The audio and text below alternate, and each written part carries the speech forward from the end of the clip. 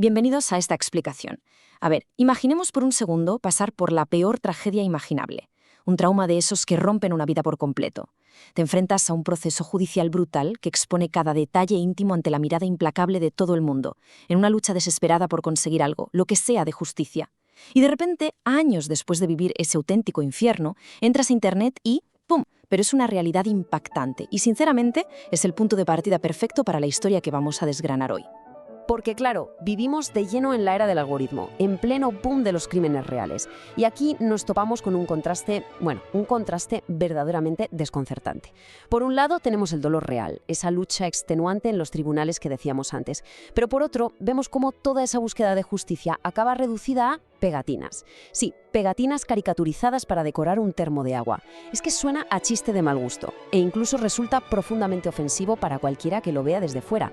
Pero ojo, que esto está pasando a plena luz del día en nuestras redes sociales. Y todo esto nos lleva al concepto central de este análisis, el fandom del dolor. La terrorífica y finísima línea entre apoyar una causa y convertir el dolor ajeno en un fetiche para alimentar el propio ego. Casi nadie se levanta por la mañana y dice, oye, soy un fanático, ¿qué va? Cuando escuchamos esa palabra, automáticamente pensamos que el fanático es siempre el otro, el que grita descontrolado en un meeting. Pero existe un perfil muchísimo más silencioso que se disfraza de héroe impecable. Y hoy vamos a aplicar un enfoque narrativo para desgranar paso a paso cómo una persona común cruza esa línea tan peligrosa. Para entender cómo llegamos a este nivel de desconexión, tenemos que hablar de la escala de la libertad mental. Desde un enfoque narrativo, es fascinante ver cómo nuestro cerebro interactúa con estos casos tan mediáticos. A través de 3 simples pasos podemos trazar la evolución de alguien con muy buenas intenciones que pasa de la empatía más pura a una obsesión totalmente descontrolada. Empecemos por la base de todo, el escalón número 1, el apoyador sano. Esta mentalidad se mueve por una empatía 100% genuina y un deseo real de buscar justicia.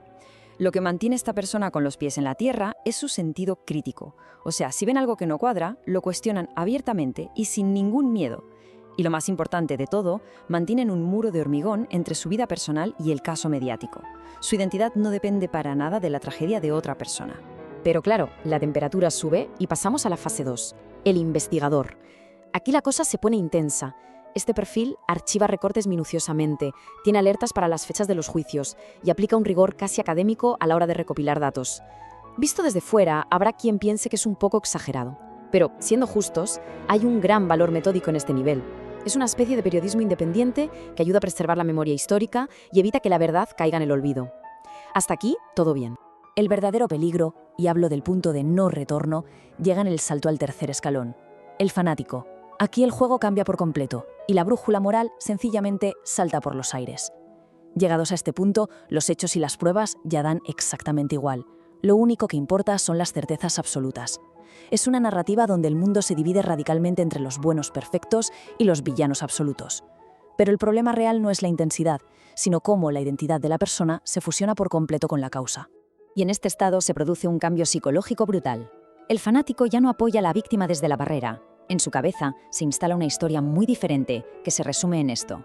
Yo soy el guardián de esta víctima, y si alguien la cuestiona me está atacando a mí. Es decir, la causa y la persona son ahora exactamente lo mismo. Cualquier intento de debatir un simple dato se percibe como un ataque personal directo y despiadado. Entonces, una vez que esa identidad se fusiona, esa obsesión tiene que salir por algún lado. Necesita materializarse en el mundo físico. Y así es como cerramos el círculo y volvemos a esos comportamientos tan extravagantes del principio. Estamos hablando de mercancía que roza el fetiche. Toallas con caras impresas, revistas caseras que parecen altares, canciones súper dramatizadas, vinilos, un montón de cosas que, seamos sinceros, no tienen la más mínima utilidad práctica para ayudar a nadie en un juzgado. Lo que nos lleva a esta idea del egoactivismo. El famoso síndrome del rescatador. Esta es una trampa psicológica bastante oscura. Básicamente, quien consume todo este contenido necesita de forma desesperada que el mundo entero lo vea como el salvador indiscutible, como el personaje intachable dentro de esta historia, que recordemos no deja de ser la tragedia de otra persona. El punto clave aquí es que el mensaje inconsciente detrás de comprar y lucir toda esta mercancía no tiene absolutamente nada que ver con la víctima. El grito silencioso detrás de cada pegatina es, literalmente, mírenme a mí, mirad qué buen corazón tengo y cómo sufro. Soy el mejor apoyador. Es una búsqueda constante de aplausos. Es usar una desgracia terrible para colgarse una medalla de superioridad moral frente al resto del mundo. Y esto ilustra de manera brutal la consecuencia más devastadora de todo este enfoque narrativo, la mercantilización del sufrimiento.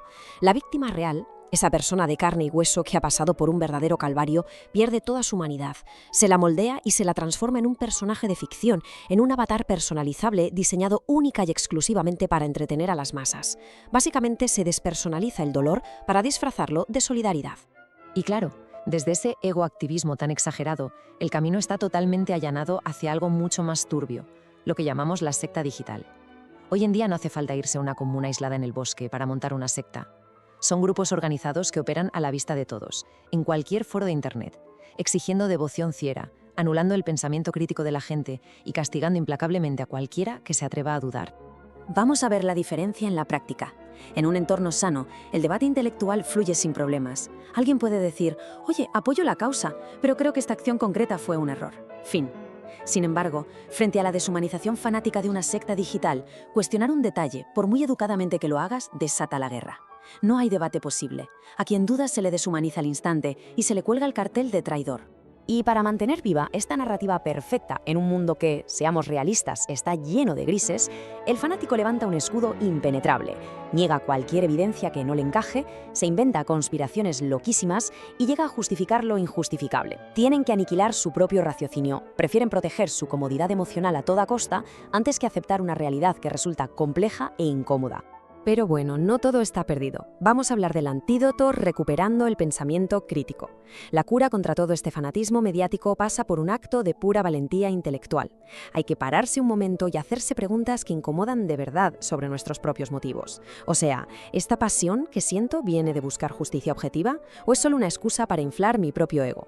Hay que separar la realidad de la fantasía. Si lo pensamos bien, lo que una persona en medio de una tragedia necesita de verdad son investigadores fríos, un rigor legal impecable y una sociedad empática pero sosegada. Y en el otro extremo, ¿qué es lo que ofrece el fanático? Pues mercancía inútil y una adoración ciega. Algo que a la hora de la verdad no sirve absolutamente para nada. Resumiendo un poco este arco narrativo tan preocupante, pongamos ambas mentalidades cara a cara. El apoyador sano dice algo tan simple como «creo en esto». Mantiene su identidad intacta y a salvo. En cambio, el fanático exige muchísimo más y cruza la línea diciendo «esto es incuestionable, y yo soy su profeta». Es una frase lapidaria que cierra de golpe la puerta a cualquier tipo de razonamiento constructivo. Así que terminamos dejando una reflexión en el aire. Ante el dolor ajeno y estos casos mediáticos que nos bombardean a diario, ¿dónde se dibuja exactamente la línea entre un compromiso sano por la justicia y el pozo oscuro de una secta digital? Es una pregunta que definitivamente tenemos que hacernos, porque la respuesta es la que define cómo elegimos tratar el sufrimiento de los demás hoy en día. Muchas gracias por acompañarnos en esta explicación. Hasta la próxima.